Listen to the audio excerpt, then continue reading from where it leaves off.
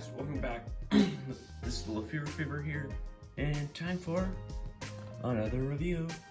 This time of a Milwaukee Road boxcar. Now this one is also from Walthers Trainline, and it just has the basic same packaging as the last couple reviews. You know, same stuff. These are all just similar size, so they all come in the same box. So not big. Right, let's get on the side that doesn't have any tape on it, or a sticker.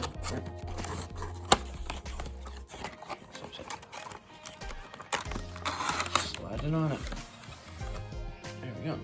Alright, you can see that there is the sheet that says, you know, anything's broken, warranty kind of stuff. But I will not be needing that. So back, the box back, and here is our Milwaukee Road boxcar.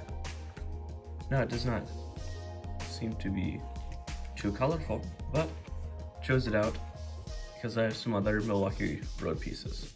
So now let's get on to the part where I look at some of the finer details. Alright, here we are now looking at the details. Now first you can see a big Milwaukee Road here, and a little one right here. The emblem and then just the text. I do have to do some research about the DF2. I don't know exactly what that is, but then there are some markings down here and capacity weight limit kind of stuff. Other side is the exact same, and the roof is pretty basic. It does have a nice pattern, but it does not go all the way through. But for the price I paid, that's not bad. There is a little spot where the molding comes in, but in this dark color, it is fairly hard to notice. Other side, it's the exact same. The ends here, the little part, marker box. Oops, is that what's that? The little up there. Something. Oh, if I can get the camera to focus on me. Check that out later. That little thing up there. There's the ladder, standard Walthers coupler. Other side, it's the exact same, except it has the line for the brakes. Coupler. Same axle boxes as the last couple reviews. Or at least that's what it seems to be to me. The underside detail is, I'm pretty sure, just a direct copy to the crane car. You still do have the air hose brakes. Put all of those on board. The wheels are nicely detailed, even though there is no back detailing to them. But at this price, that's fairly good. That's a fairly good value for what I paid for this one. All right, now let's get on to the performance section. All right, here with the boxcar, similar to the crane car, we are going to do a test over my two sets of points here. Got a little push, and it does seem to roll over the points quite a bit better than, oops, there. Okay.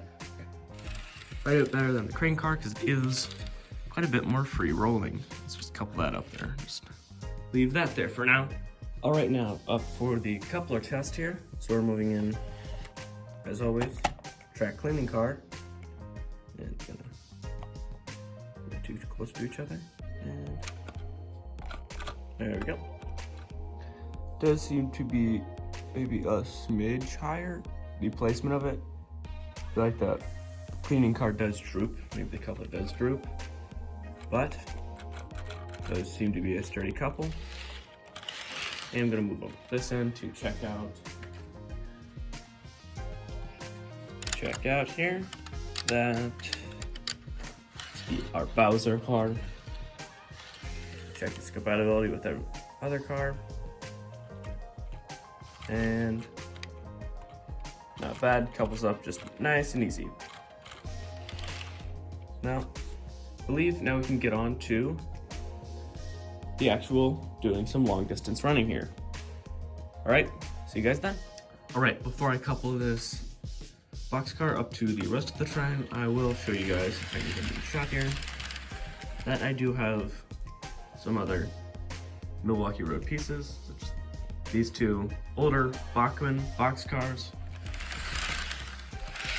I've had those for quite a while, and I guess you guys have probably seen them on the channel. Put back there. Right, let's see how this does backing up and coupling.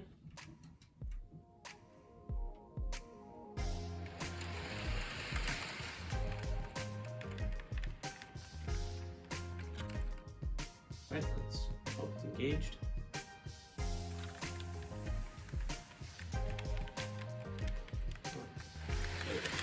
Alright, and it's off.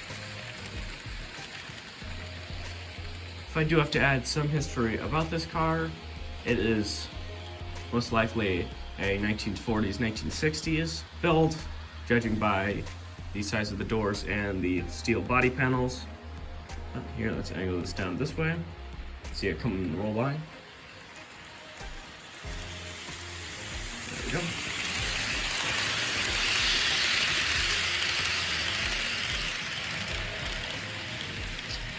I do have to say, I do like its livery or paint scheme compared to the other Milwaukee Road cars, just because it's not, you know, the yellow like the other two are. Right, so let's get some more shots of this thing running around the layout.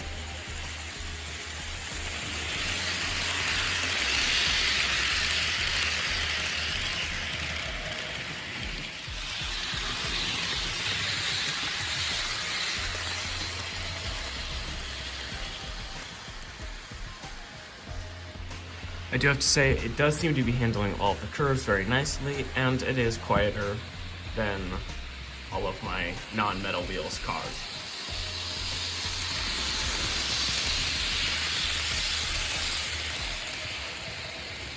All right, now let's see if we can bring this thing to a stop and shot, hopefully.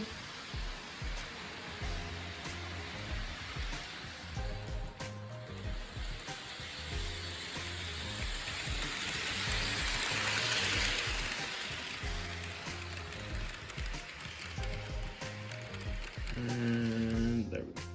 Right, now we're in shot. And now we've come to the time where we need to do our ratings. So, we'll do that now. All right, now time for the ratings.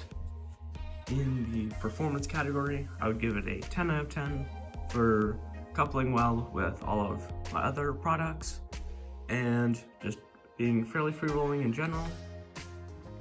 For detail, I would give it an 8.5 out of 10 for it not having too many separately fitted details, but also some of the little spots on top or stuff like that.